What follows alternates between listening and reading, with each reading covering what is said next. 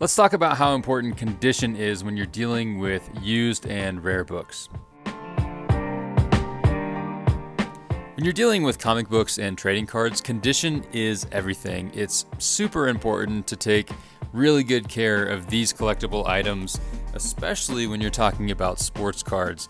They look at them and they scrutinize them to the greatest detail, but it's a little bit different with books. With books, you're talking about what is essentially a living object.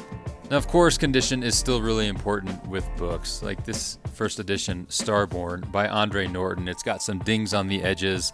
It's missing its dust jacket, but this is still a very collectible science fiction book. In addition to some of the dings and nicks, it's also a used library book, so it has withdrawn stamped on the inside. And it also has a signature and attribution from a previous owner who said that in Ohio 1973, he read this book. Those things don't necessarily detract from the value of the book. They might actually add value because it adds more to the story of the lived experience of this book. I would say that it has changed over the years, the preference for the conditions of the book. Several years ago, the most pristine condition that you could find was probably the most desirable and therefore the most valuable.